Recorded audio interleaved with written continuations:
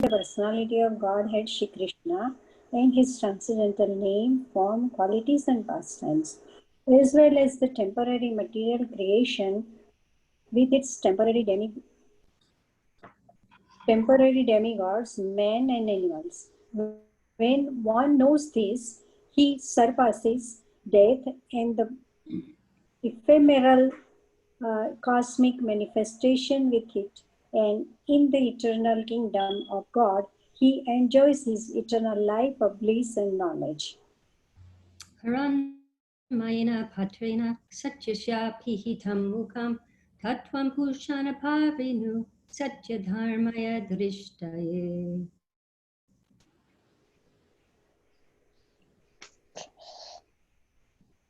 O my Lord, your real face is covered by your dazzling effulgence. Kindly remove that covering and exhibit yourself to your pure devotion. Ushane karshayama surya prajapatya yuharasmin samuha tejoyate rupam kalyanatamam tate pashamyo sabaso purusho soham asmi. Let this temporary body be burnt to ashes. Let the air of life be merged The one with be the totality of air. Now, O my Lord, please remember all my sacrifices, and because you are the ultimate beneficiary, please remember all that I have done for you. O my Lord, O primeval philosopher, maintainer of the universe, O regulating principle, destination of the pure devotees, well-wisher of the progenitors of mankind, please remove the effulgence of your transcendental or the eternal supreme personality of Godhead, like unto the sun, as am I. Sorry, but I didn't want to miss it. Mantra 17. Vayuranilam amritam atedam basmantam shariram om krito smara kritam smara krito smara kritam smara. She already said it, but you want to say it again, Malati Priya? Yes. Let this temporary body be burned to ashes, and let the air of life be merged with the totality of air. Now, O my Lord, please remember all my sacrifices, and because you are the ultimate beneficiary, please remember all that I've done for you. Mantra 18. Agnenaya supataraya yasman vishvani deva vayunani vidvan yayodya smajdu puranameno uyishtam te nama uktim videma.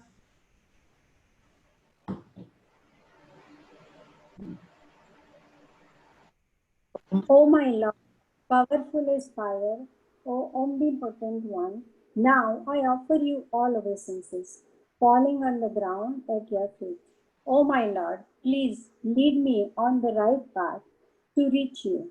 And since you know all that I have done in the past, please free me from the reactions to my past sins so that there will be no hindrance to my progress.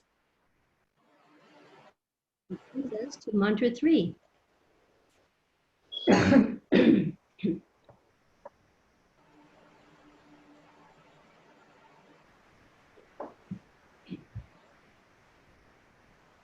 we go. Surya nama te loka andina tamasabrita tamste precha bhigajanti ye ke chatmahano janaha. Anyone else like to chant it?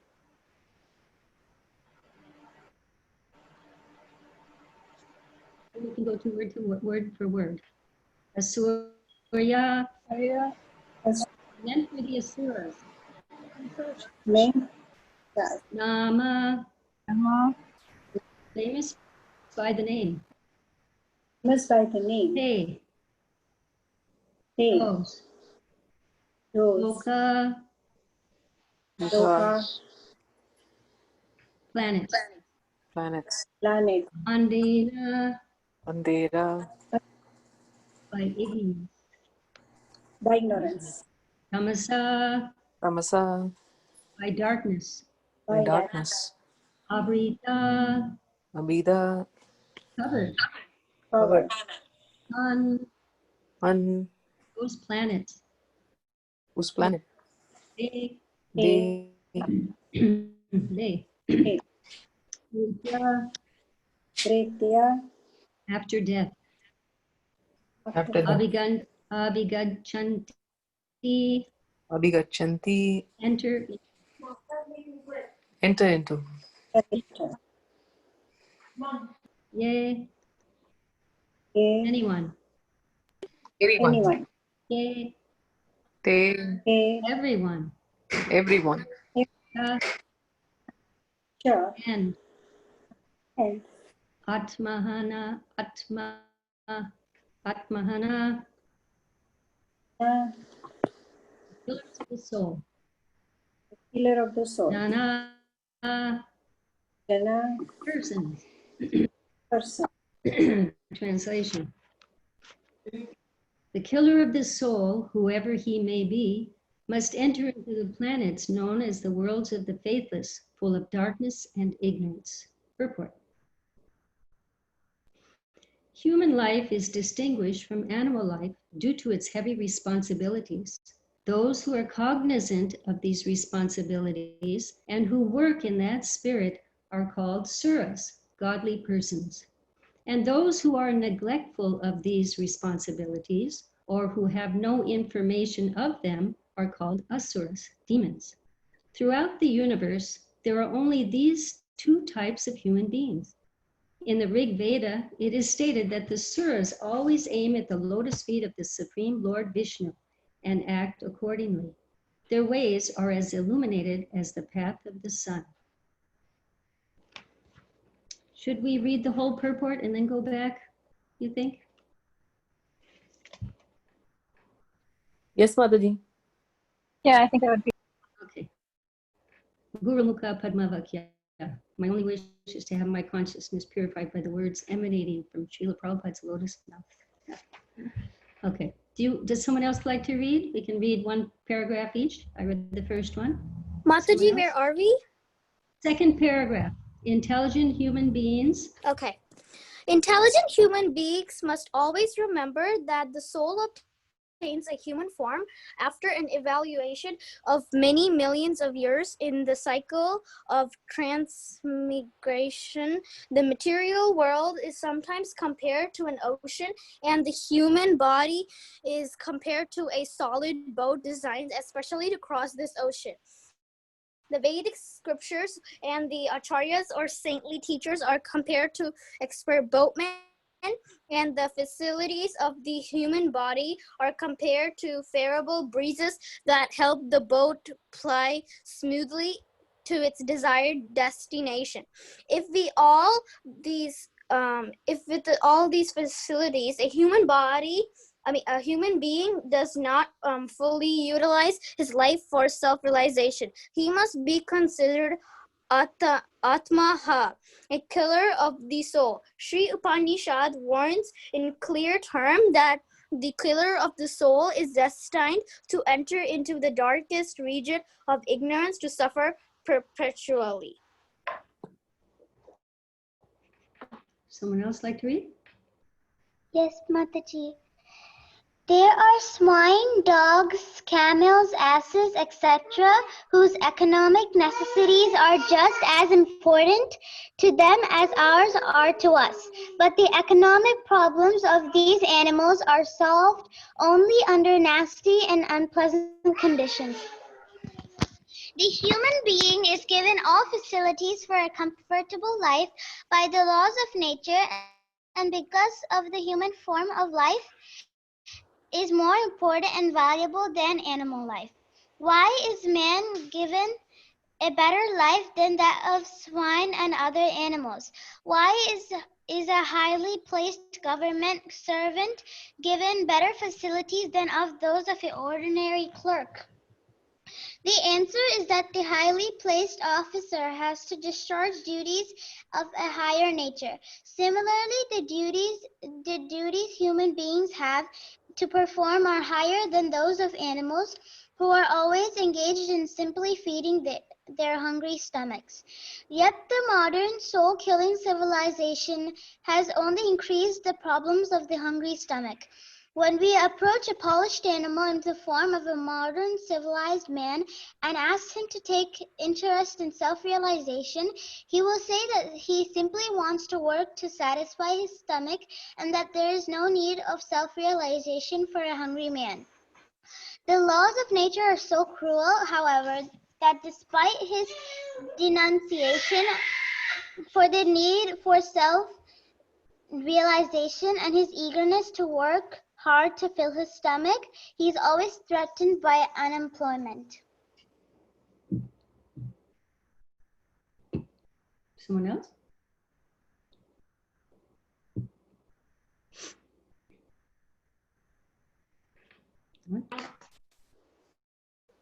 We are given this human form of life not to work hard like asses, swines, and dogs, but to attain the highest perfection of life.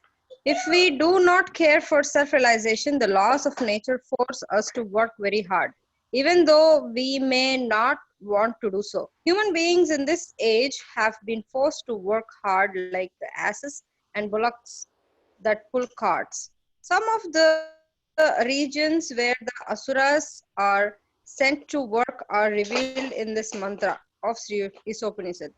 If a man fails to discharge his duties as a human being, he is forced to transmigrate to the Asuriya planets and take birth in degraded species of life to work hard in ignorance and darkness.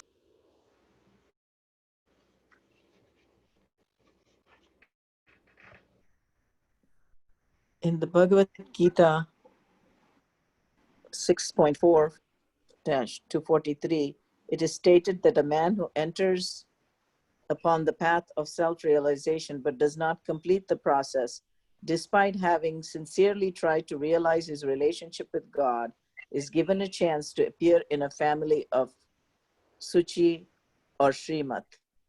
The word Suchi indicates a spiritually advanced Brahmana, and Srimat indicates a Vaishya, a member of the mercantile community.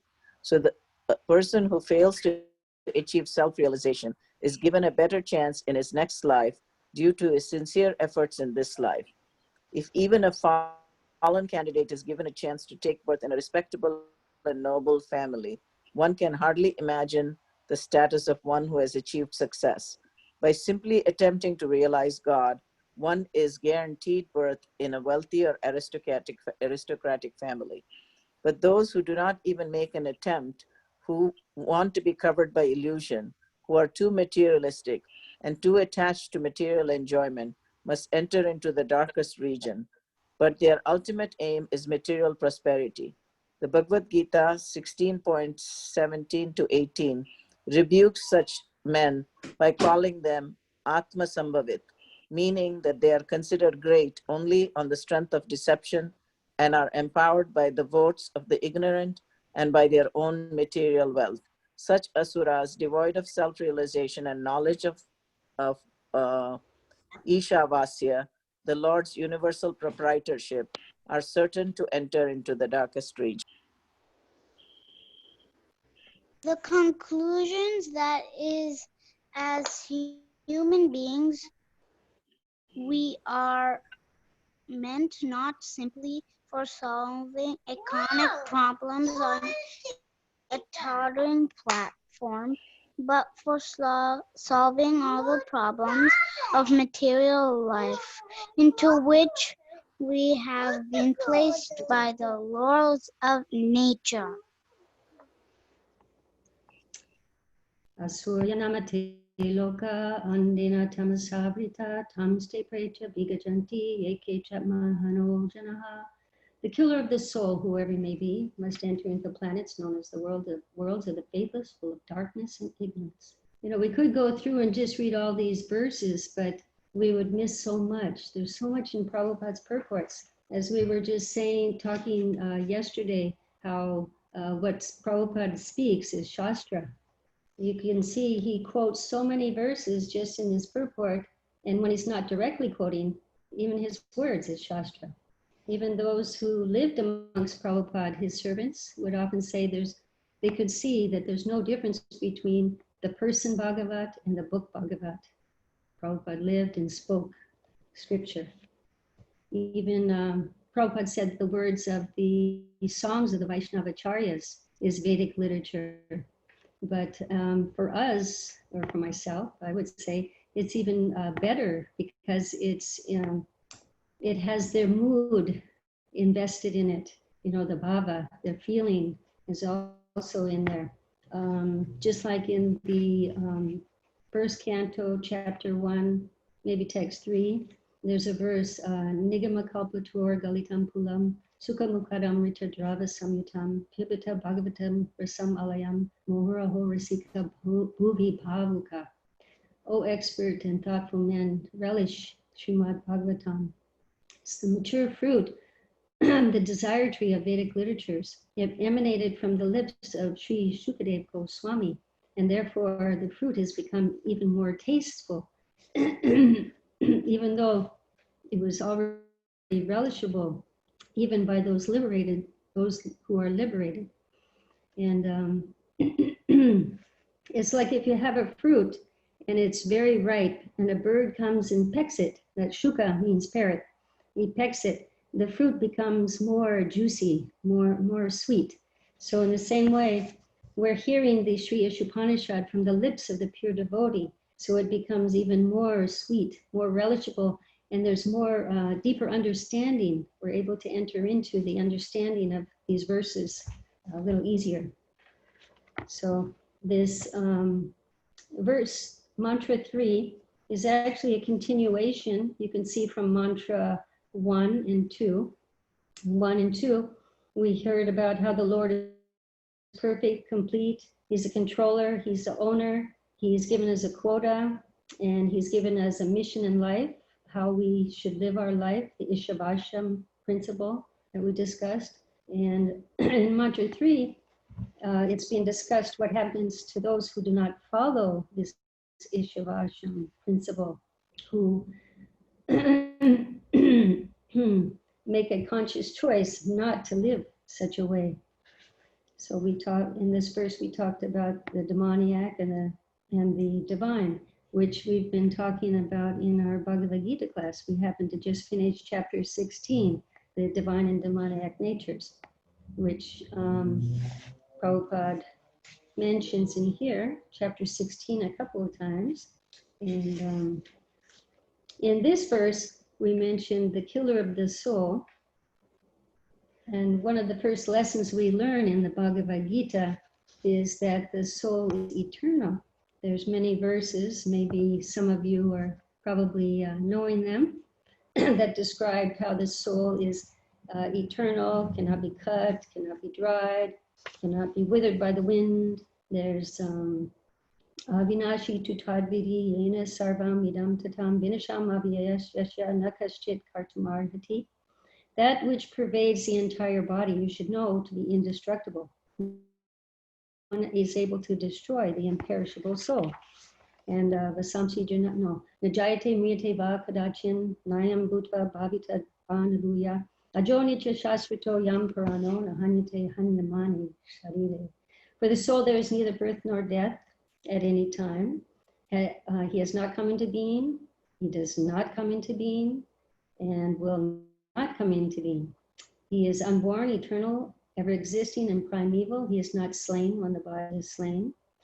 So we know the soul is never destroyed, yet here in this verse, we hear it's being discussed how there's the killer of the soul. So we're not living amongst zombies, but what Prabhupada is, or what this verse is referring to, and Prabhupada in this purport, is that one who neglects the soul, one who impedes the progress of the soul, is considered the killer of the soul. One who does not take up his responsibility as a human being and fulfill his the God-given purpose, the Ishavasham principle of evolving to his spiritual consciousness and ending the vicious cycle of repeated birth and death, then he's considered a soul killer. And also, if you impede others' progress, you're actually aiding in their soul being killed. And so human life is distinguished from the animal lives because of our heavy responsibility. And I was listening to a tape, and Prabhupada said that human responsibility means considering, I've been given this intelligence. I'm different from animals. It's the same, Atato Brahma Jigyasa. I'm not this body. Now, what is my duty? What am I here for? And what is my next life? That what I do in this life can help determine where I will go when I leave this world. And that is the responsibility.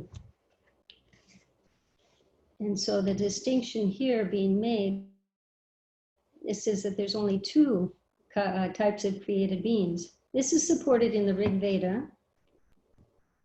And it's also, no, in the Agni Purana, I'm sorry. The Rig Veda talks about the suras in this verse. But in the Agni Purana, it mentions that there's two kinds of created beings in this world, godly and demoniac.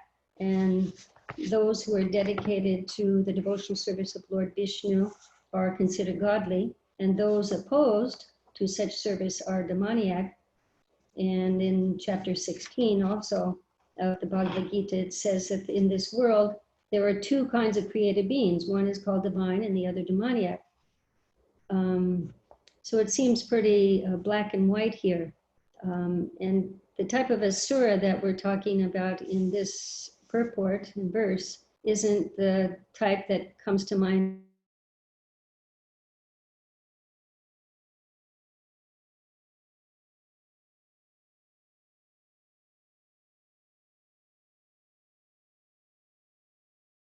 And I don't know if any of you have ever heard of the story of the two wolves.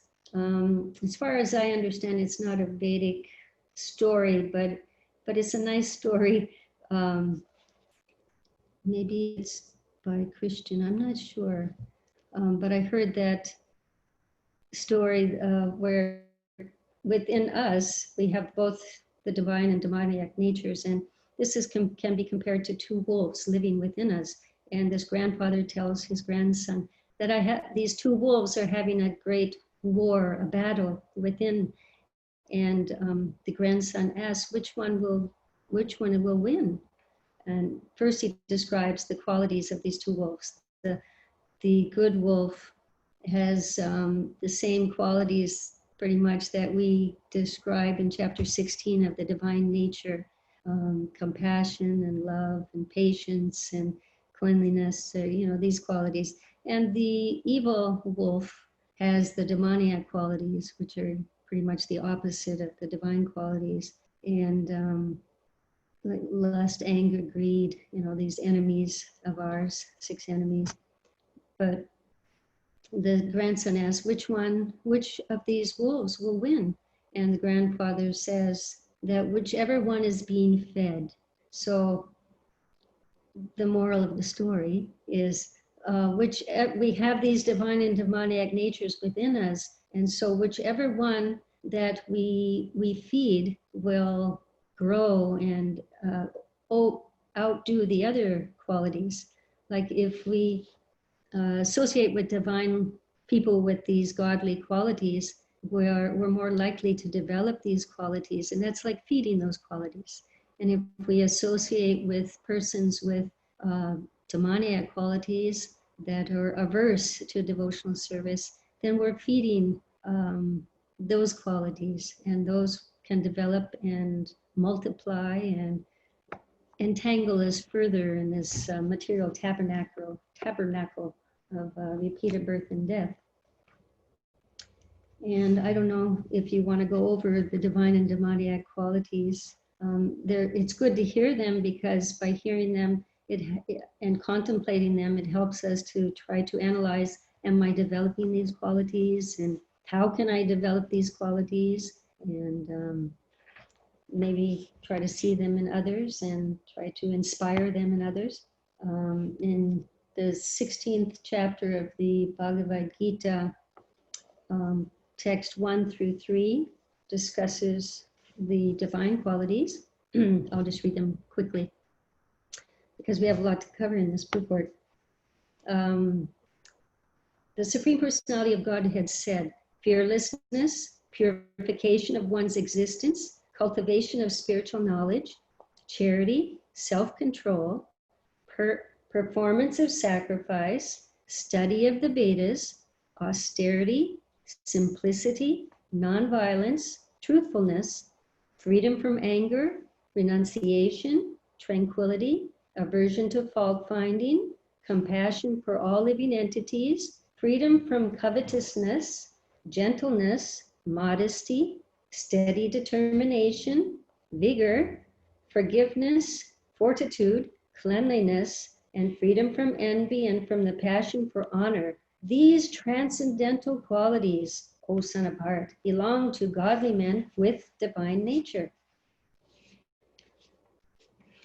Do these sound familiar to anyone? Very similar to the qualities of the mode of goodness, right? Yes, Mataji. Yes. And the qualities of Brahmana too. Exactly. Suchinam Shimatam Gehe.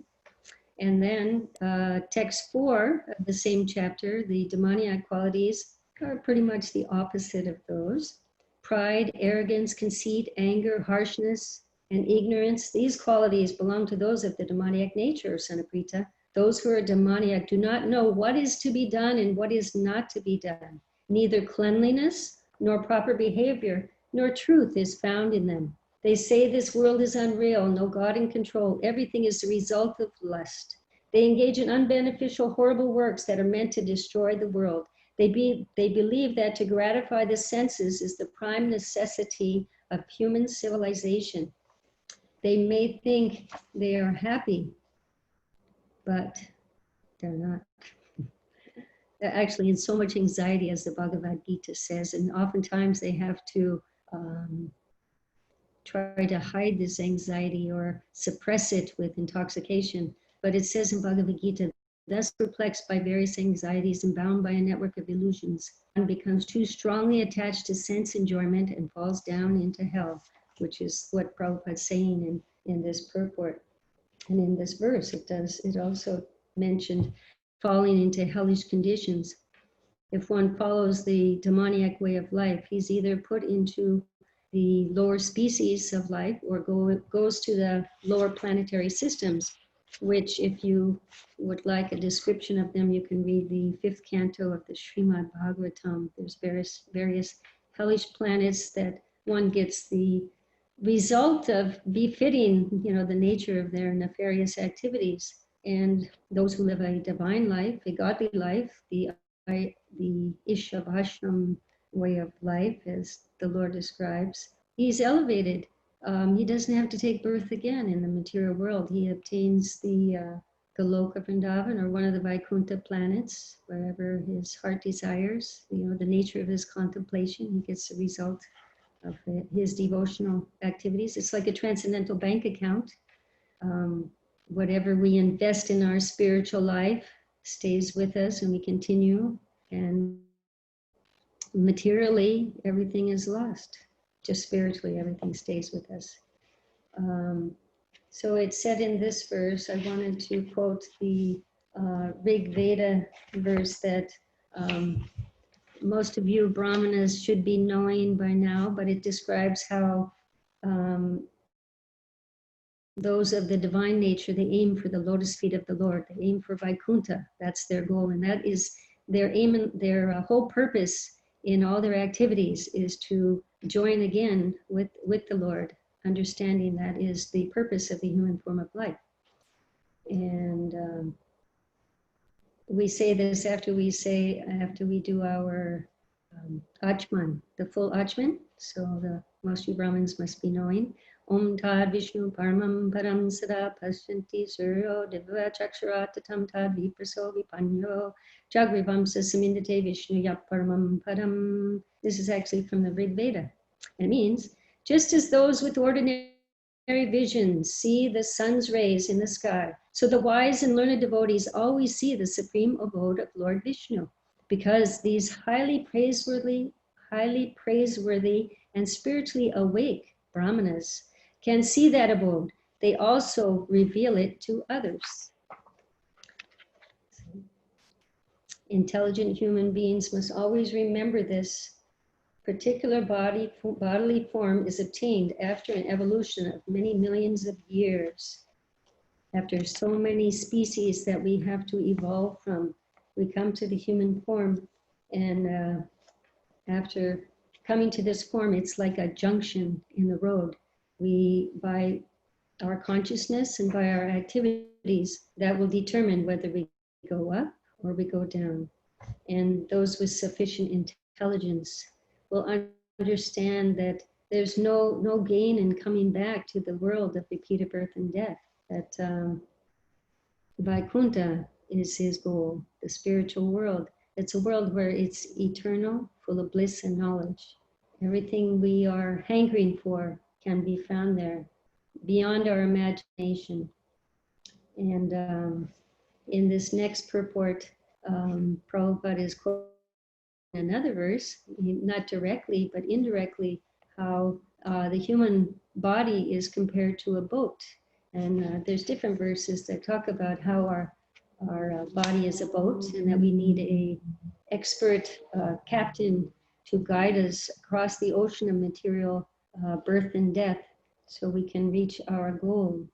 And Prabhupada's actually quoting in this verse, in this purport, the paragraph, Srimad Bhagavatam, Canto 11, text, chapter 20, text 17. I don't know the Sanskrit, so I will just read the English. The human body, which can award all benefit in life, is automatically obtained by the laws of nature. Although it is very rare, it is a very rare achievement. This human body can be compared to a perfectly constructed boat, having the spiritual master as the captain and the instructions of the Supreme Personality of Godhead as favorable winds, impelling it on its course. Considering all these advantages, a human being who does not utilize his human life to cross the ocean of material existence must be considered the killer of his own soul. There we have it again, Atmaha. And this ocean is insurmountable for us as a little Jiva soul. It's very difficult if we were to try to cross this ocean on our own. Most likely we would sink, be capsized and sink. It'd be very rare that we would be able to cross this ocean on our own. The whole point in this is that we need help. We need help from those favorable winds, the Vedas, they're giving guidance, pushing us on our way. And the spiritual master, he's expert. Even if the ocean is turbulent, the expert boatman is able to steer, and you won't feel the disturbance from the ocean at all. There's another verse in the Srimad Bhagavatam, first canto, where the Sutta Goswami, I believe he's addressing Sukadev Goswami. Twamna sandarshito datra dushtaram nishtatir shatam kalim satvaharam pumsam karnadara ivarnavam. We think that we have met your goodness by the will of providence, just so that we may accept you as the captain of our ship. For those who desire to cross the difficult ocean of Kali, which deteriorates all the good qualities of a human being. And also even Sri Chaitanya Mahaprabhu, he talks about how this material world, it's an ocean of birth and death, in his Shikshastaka verse, which many temples, they recite daily. And we've been having a morning program on Saturday mornings, and we recite it. So maybe some of you are knowing it as well. Ainanda tununja kinkaram patitam mam vishme bhavampudo kripaya tava parapankaja stitaduli sadirsham chintaya. O son of Maharaj Nanda, Krishna, I am your eternal servitor, yet somehow or other I have fallen into this horrible ocean of birth and death. Please pick me up from this ocean of death and place me as one of the atoms at your lotus feet. So the whole point is that we need help. And if we receive this help from the expert boatman, then he can make that water that's so vast and insurmountable, he can make it seem like the water contained in the calf's hoof print, which is another verse about the ocean of material existence. Samashvitaye parapalava tvavam mahaparam punya yashomarai bhavam burir vatsa param param param param param param param yadi param natesham. There's danger at every step of life, but for those who have surrendered to the lotus feet of the Lord, who's known as famous Murari, the enemy of the demon Mura, the water, the ocean, the vast ocean of material existence. The water is compared to the water contained in a calf's hoof print. So it actually says in one verse, I was just thinking, by Rishabhadev to his sons, that actually we should not have taken on the material body. We had a perfect situation in the spiritual world, and somehow, due to some unimaginable misfortune, I think it's called causeless unwillingness to surrender to the Lord, we turned from the Lord, like those two birds in the trees. We turned from the Lord. Our attention went away from Krishna somehow, and we desired to enjoy or also to try to control and lord it over ourselves. And I was pondering this for some time, and I'm wondering, is it because, maybe one of you can enlighten me on this, is it because we have all the qualities of Krishna in minute portions, and Krishna has some awareness that he is God. So would we have some reflection of that and think that we are God? Has anyone of you heard anything on this? No. I am totally perplexed. I'm You're only totally perplexed why we left. Yeah, but why? How could we think we are God? How could that come in unless we have some little? Because even now we do, Jiva. Even now we do. Sometimes we feel like, how can somebody be like a complete controller over us? right. But is it because we are a little spark of God? So we have some little reflection of that consciousness? That makes the most sense. In a sense, we have a little bit of independence, and we think it's greater independence than we have. And our soul never dies, so we think we don't want to die, but we have to leave this body. So that's one quality. Yeah. That we exercise, that I don't want to die, I want to live forever. But that doesn't explain why we left Krishna and thought we could manage everything Yeah, ourselves. but Mataji talking about qualities, so we can. No, wasn't that your question, Jiva? Yeah, mine was more like, how could we ever think that we are God and want to leave Krishna? Yeah. I mean, in real sense, we should not, because if our mind intelligence is open, then if we cannot create anything, we cannot exercise the yogas that Krishna has, so then we should not think that we are God, because we don't have that much freedom. We have minute freedom. It's easier said than done, Alana Prabhu. Even now, we think we can control everything. No, Mother Jiva, maybe we didn't want to become God, but we wanted to, we were envious of God. So even envy of God, thinking that, oh, why should God enjoy everything? And here we are, oh, it must be very nice to be God or something like that. Being envious of God is also, it's not like we want to be God, but we're just envious of God and of his supreme position.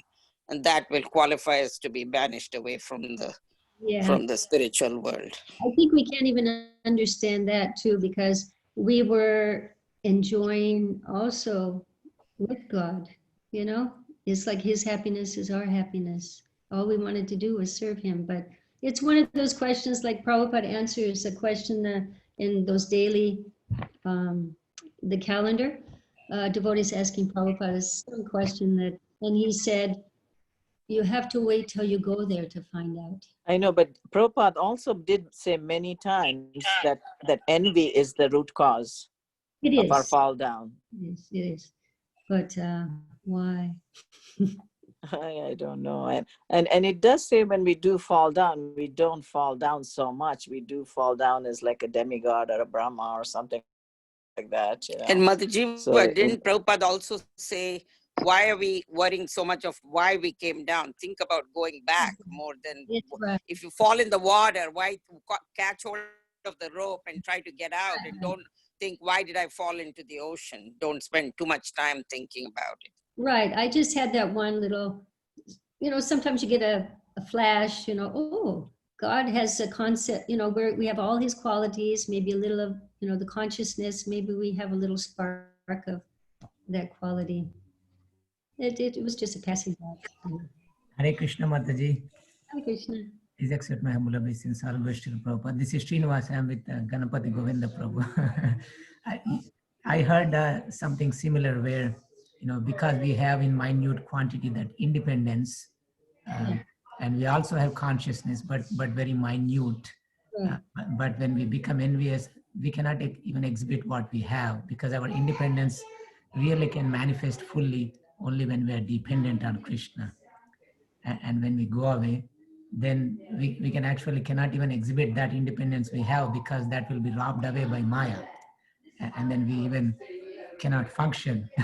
Only when we are attached to Krishna, we can exhibit even the whatever strength we have. So even that little independence we have, it will really have meaning only in Krishna's service. When we come out, then, you know, we cannot even survive properly. But the quality is, like you said, it is because it's coming from Krishna. When the misuse of independence happens, then we have this problem. Yes, but he also, Prabhupada says, we are a sample of God. Yes. We're little samples of God. We're a drop of the ocean. So all the qualities are there, but minute. Yeah. And we misuse our minuteness. And yes, that's where the problems come. We fall into that material tabernacle. But the whole point is to get out, you know, with the assistance of one who is out, you know. Even Lord Chaitanya is calling to the sleeping souls. Wake up, sleeping souls, wake up. How long will you sleep in the lap of the witch called Maya? You've come to this world of birth and death, saying, my Lord, I will certainly worship you. But we've forgotten this promise and remained in great ignorance. And Lord Chaitanya says, I have descended just to save you. Except for me, who is your friend? I have brought the medicine to eradicate the disease of illusion. We're in a disease condition. This is not our normal condition of taking birth again and again. Now pray for this Harinam Maha Mantra and take it. That's the medicine. Thakur Bhaktivinoda fell at the lotus feet of Lord Gauranga, and after begging for the holy name, he received that Maha Mantra. So we have to follow in the footsteps of these great previous acharyas and beg for the holy name from Lord Gauranga, from the previous acharyas, you know, to shower their mercy on us and connect us to the Supreme Lord, to the pure holy name through his holy name. We didn't cover everything, but I think we covered the gist of the purport. That again, Prabhupada's mentioning that we're not meant to live like hogs, dogs, camels, and asses, working hard, trying to improve our eating, sleeping, mating, and defending. It's not the goal of the human form of life.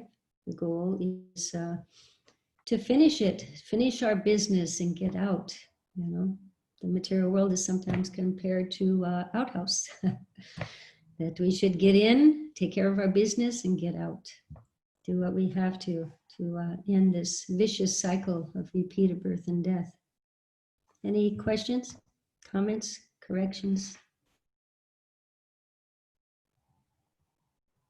That was mantra 4. So the Hare Krishna Mataji, I have an unrelated question, if you permit. I asked the same question to His Holiness Jayadvat Maharaj during his lecture, and he said, "Ask Pyare Prabhu." about killing insects in your garden? Yes, Mataji. So I asked my Guru Maharaj, and he said we have to read Manusmriti, and then I read Manusmriti. So in Manusmriti, I found that they gave atonement for killing animals with bones, and the atonements for killing animals or insects that don't have bones is pranayama. It's like breathing practice. Prabhupada explains in chapter 4 of Bhagavad Gita. So I believe in Manusmriti they are saying unknowingly killing those insects. That's what I was going to say. There's a difference in consciously killing. Exactly, yeah. My question is that those mites are on our tulsi leaves, on our tulsi ji, and they appear from time to time in winter, also in summer. So what should we do? Then Maharaj also said, Prabhupada said only water properly, that's all we need to do. And then I found another link online, someone explained what to do. Someone asked Prabhupada, and then Prabhupada explained that don't apply any chemicals. So my question is that can we apply something which is not chemical, like not, but that's also applied with intention to kill those insects on the leaves. Yeah, it's good if you spray her with water every day. I mean, that's the natural course is the rain also. Yeah, that's what I did. I put in the rain and I. But also, these living entities, you are protecting a pure devotee. These living entities are aggressors. That's what I was thinking, Mataji, that we offer all the leaves on the Thakurji Saligram and we put them in bhoga. Yeah, if it's a insect that is going to kill her, I think the best is to use natural means. You can get like ladybugs and other insects that eat the other insects. Yeah, yeah. But if you can't, then you have to try to save Tulsi's life. Yeah, yeah. Kill her. If it's for ourselves, it's a different thing, but you're Yes. your devotee. Yeah, yeah. Mataji, then question arises for ourselves also. That's in garden. What should we do in garden? Isn't your garden also serving Krishna either with flowers or vegetables or whatever? Yes, Mataji, we offer everything to Krishna. Yeah. So my question is, whatever we are buying in the market also. Best if you do the control way. You can plant like marigolds. Certain insects don't like the smell of it, so you plant marigolds by those like tomato plants and things. It's supposed to keep them away. Yeah, yeah. Wasps eat insects, garden insects that you don't like. So if you have wasps in your garden, it's good. Yeah. In my college, I studied plant science and plant science. What? In college, I studied plant science. Oh, interesting. And there they taught this super parasitism that you are talking about. One spraying one insect that's are eating another one. Yeah, as far as possible, try to go the natural way. It is okay to also like bathe Tulsi with a little neem, watered down neem oil. Yeah, that's what I did, Mataji, one day. And then I stopped when I became conscious that I'm trying to kill those insects. So then I asked the question. Yeah. And then you circumambulate Tulsi and Yeah, Brahmachari.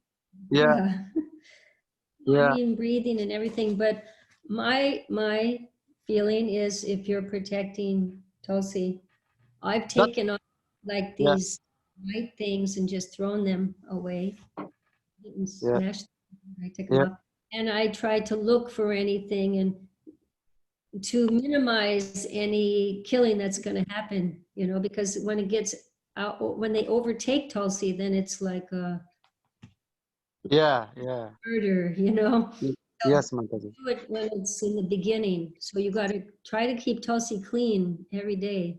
You know, once you see Yeah, something happening, you know, you start it right away. yeah, yeah. What?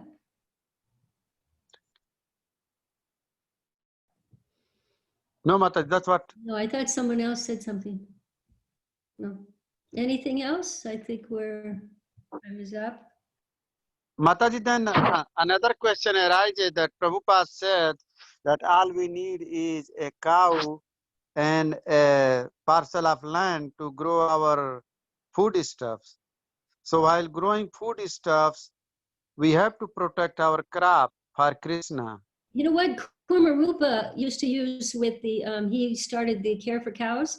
He told me Yeah, that they would mix like the cow's urine with water yeah, to spray the plants. yeah, You use the dung, you know, in the soil. And he said that it worked great for keeping insects away. yeah, yeah. So I don't know, get some, visit Gita Nagari and catch. Thank you, Mataji. Yeah, that helps. Yeah.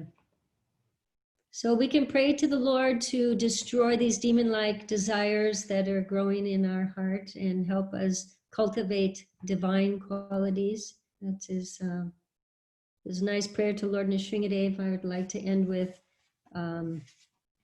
about destroying these desires. It's Om Namo Bhagavate Narasimhaya Namaste Jaste Vajranaka Vajradamsha Karmasen Rande Rande Tamo Grasa Grasa Om Swaha Abhayam Abhayam Atmani Bhushta Om Shraum. You know the English? Not really. I know the meaning, but I can't, Mataji. Right. Well, I offer my respectful obeisances unto Lord Nrsingadev, the source of all power. O my Lord, who possesses nails and teeth just like thunderbolts, kindly vanquish our demon-like desires for fruitive activities within this material world. Please appear in our hearts and drive away our ignorance so that by your mercy we may become fearless in the struggle for existence in this material world. Jai. Thank you all for joining. And that's it. Thank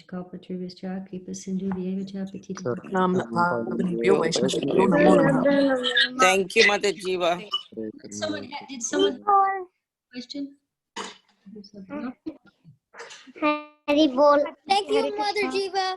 Thank you. Thank you, Hare Thank you. Krishna. Thank you, Mataji. Hare 1 hour, Krishna. 1 hour of pure nectar, Mataji. Thank you, Hare Krishna. Fine, it's Prabhupada. Krishna Priya. No, you're like the Nigama Kalpatora Galitam Palam Sukam Kad Amrita Drava Samitam. You know, one of my first realizations in Krishna consciousness was was when I was reading the Bhagavatam purports, that everything that Prabhupada says is exactly the way it is. You know, how you get a realization, it's not just like a thought, but it like hits you and it's deep and it stays with you.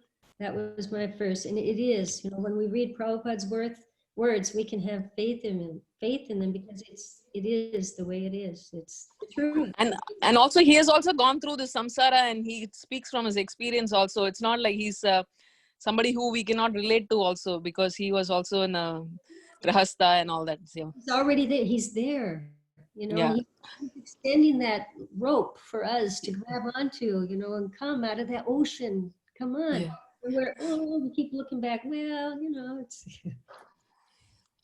but one day we'll go back. Hopefully. One thing I know, we're going to catch hold of your sari. Well, thank you. All joy. Hare Krishna, Mataji.